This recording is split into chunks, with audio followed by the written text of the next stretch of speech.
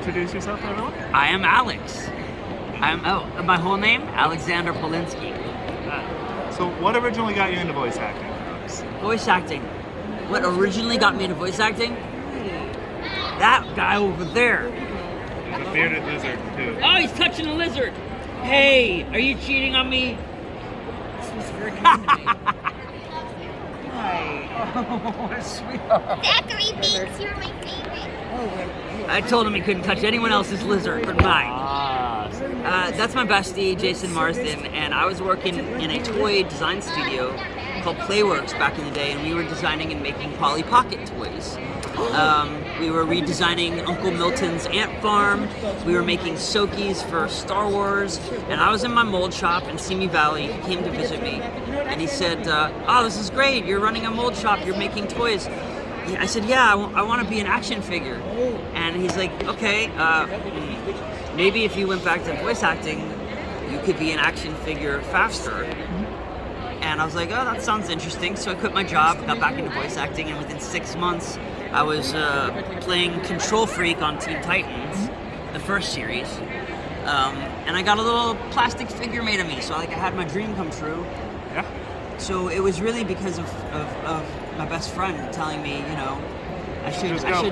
I had been on a series called Charles in Charge for years, and then I went to art school, and so I just kind of didn't. I was a young man. I didn't know what I wanted to do with my life, but I eventually got back into acting and voice acting because of Mars. Yeah. So Charles in Charge was your first role. And Yeah, then, I was a theater actor as a kid, and I got discovered by the producers doing theater, and they auditioned me, and yeah, that was my first major role. Was that the first role you ever auditioned for, though? Oh no, I had auditioned for tons of things. So I had been, so I think I was like 11 when I got Charles in Charge, and I've been acting since I was 7 or 8. Oh, wow. So what was the first role? The first role I ever got was therapy. It was therapy, yes. Emotional damage. My first role was it was a print ad. I think it was just a kid sitting in the back of a car for an ad, and then I got a commercial for this. You know what flan is? Yes. Have you ever eaten it? Yes. Do you like it? It's okay. See, I had never eaten it, and as a kid, now that I've had it, I really like it, but as a kid, it was very slimy. And so I got a commercial for this stuff called flan, Dooley flan, and it was prepackaged, and we had to eat it in the commercial, and every time I ate it, I was supposed to smile, and then they'd say cut, and I'd go, and throw it out into a bag, and the commercial was on TV or whatever, but it actually got onto one of those bloopers and practical jokes shows for years, and so I was like a blooper kid, like a kid who was spitting out flan. Yeah, spit flan kid. I might have gone viral if there had been social media at that time. But If there had been TikTok, it would have been. No, there was no social media. I'm guessing with the emotional damage, you've seen a few TikToks. Oh yeah, emotional damage. Love it. Any horror stories or fun bombs from the studio? Oh, fun bombs Yeah. or horror stories? Well, when I was shooting Pumpkinhead 2, in horror movies and in a lot of movies they use smoke machines. And you know what they do to make bees? It calms them down, but they kind of swarm and kind of go places when they add smoke. So they smoked up this room, and they didn't know there was a beehive in the next room. And so in this one scene in Pumpkinhead 2, nobody knows, but all of us were getting stung by bees in our hair. So that was hellish. That was kind of hellish. Does that work? That works. Okay. As for bombs, What's a bomb? so you leave a practical joke or something horrendous to surprise the other actor. Some directors will be say something funny or whatnot. One time when me and Mars were on Roughneck Starship Trooper Chronicles, I was so excited to have my best friend recording with me that I took a big swig of water and I spit it at him. And then hey Mars, what'd you say when I spit water at you in the job? Professional. Yeah. So that was that. Here's the shot. Yeah. I spit at him. you know. If you weren't a voice actor now, what would you like to do, or what would you be doing? I've done almost everything I want to do. I was a clown in Cirque du Soleil. I was a toy maker.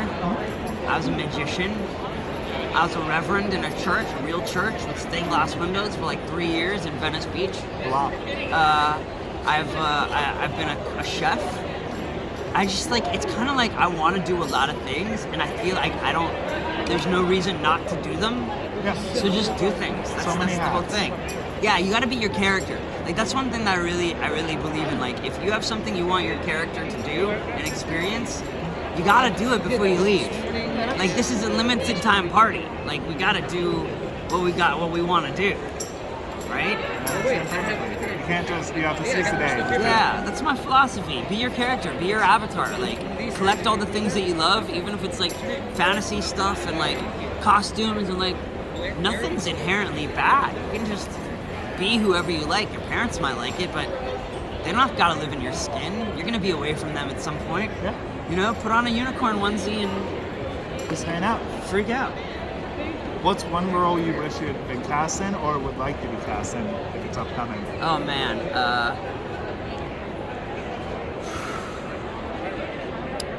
gosh, that's a hard one because it's like when it's everything, like a role, like some kind of like thing that people know. Like if I could play that role, like I would love to. Yeah, that, or if it's something you auditioned for that you wanted but then didn't get, and then You know what I just auditioned for a little while ago that I really wanted, I didn't get, was the house on Mickey's Fun House. Okay. So I got really far, and whoever got that job, man, he or she must have killed it because I rocked that audition. But I've always loved Willy Wonka, Okay.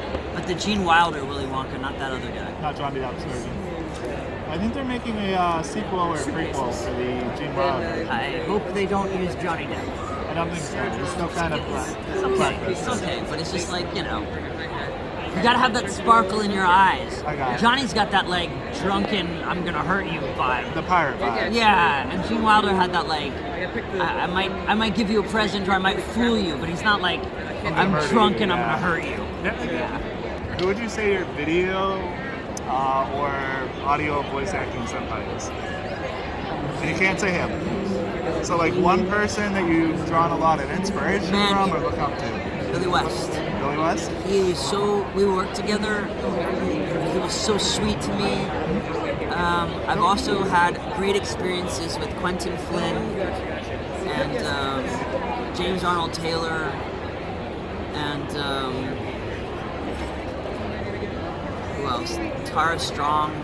These are my peers. These are people that I love. These are people that I work with. But you know, I can't help but just admire them and you know want to like, be wow, them. They're so great. Like we all have our own skills, but obviously, you know, like there's some actors in this business. They're just like so effing talented. I know Tara was, whenever the John DiMaggio thing came out about Bender, she was talking about how, like, it's not that he's asking for too much, it's that they're underselling the actors. Oh, I don't know about this. Futurama.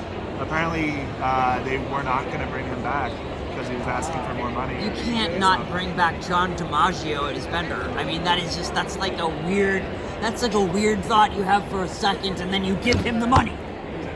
But I can understand because animation, classically, if you don't know, a lot of times every person in animation, regardless of fame, is given the same amount of money. Yeah.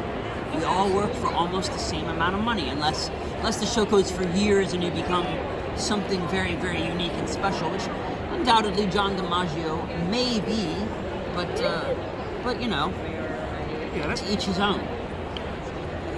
A project you're excited for that's upcoming that you can speak about. Okay, Awesome Possum. AWESUM, PAWSUM. And it's this little guy right there. And this is my project with this amazing artist, Sophie Scruggs, who's had covers for My Little Pony, and she's designed My Little Pony merch. This is one of her pins right here.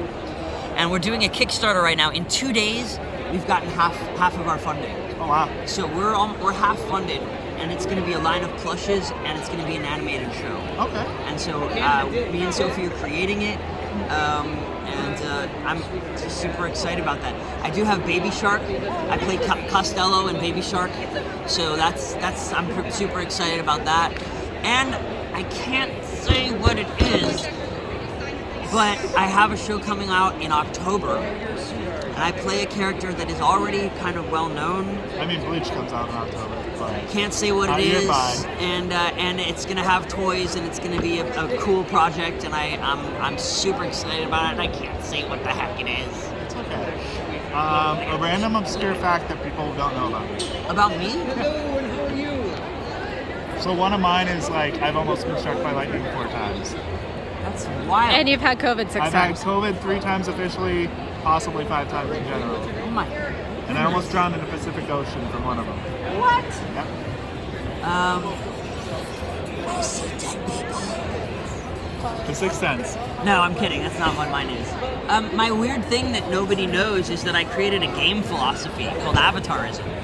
And it's basically like a fun philosophy for people to create their character, get better at it, and then like teach other people whatever lessons. And that's a DJ walking around with a nightclub on his hip. I'm sorry, that's just very distracting. It is. One thing people don't know about me is I get distracted by flashy, shiny lights and things. I can see that. I was like, man, and then all the sparkles here. It's just like.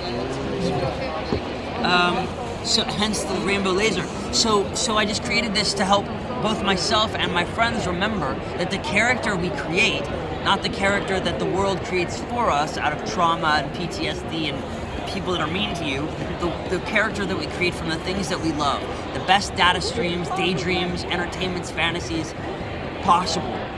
That is who we really are. We don't need to be who people tell us we are.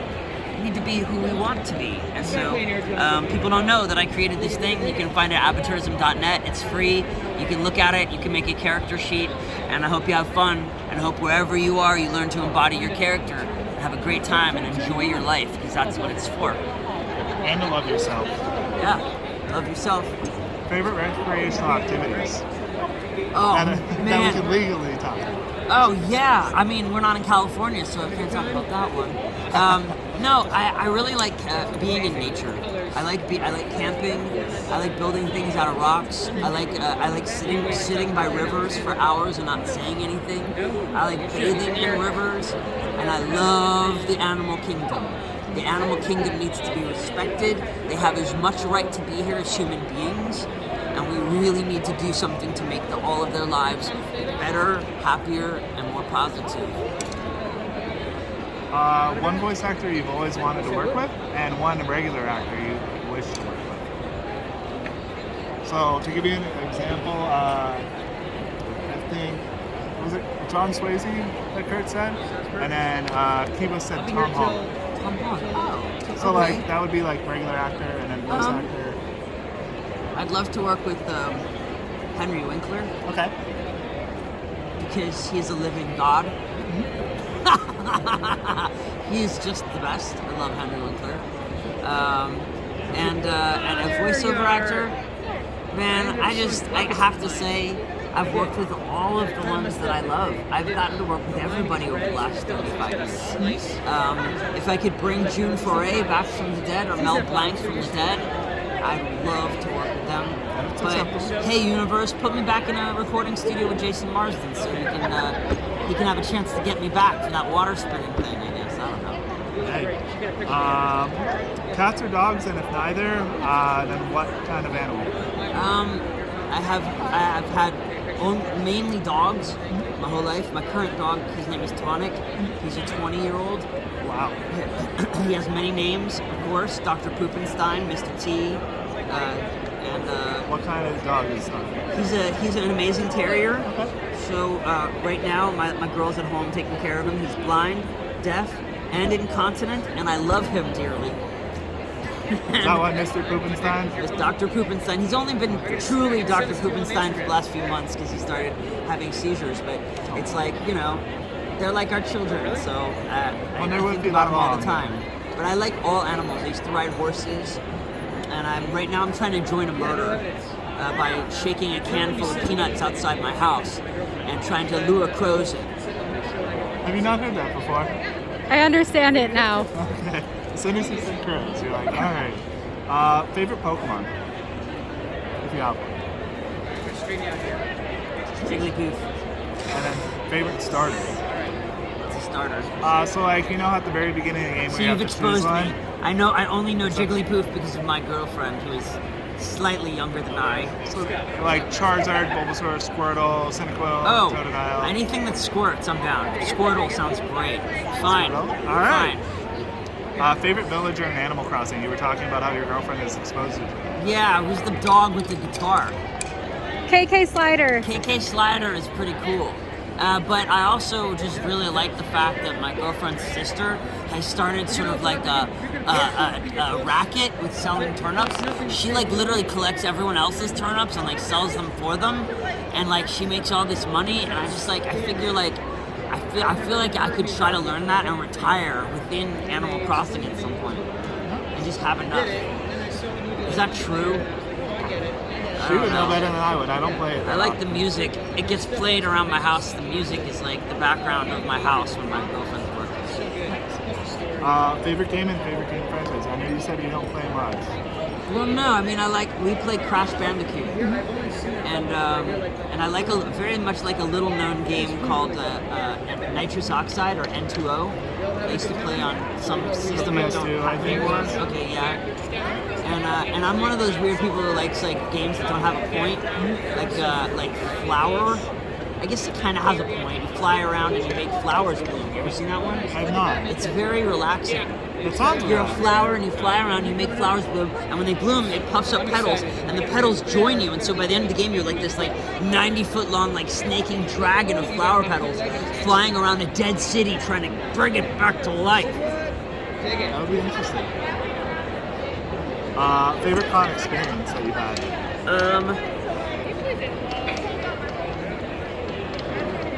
Last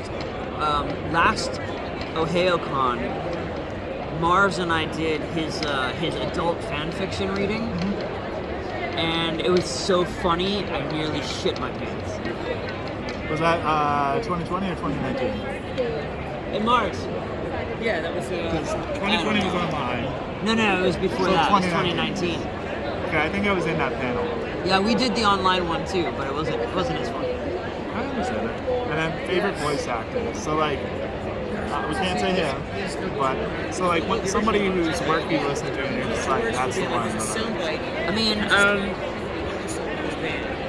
and someone recorded him berating. man, you know, it's like I don't really have one. It's so funny because like I just listen to everybody and I kind of learn from everybody.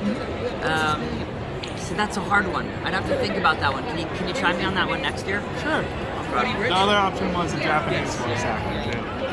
Oh wow, I don't know any.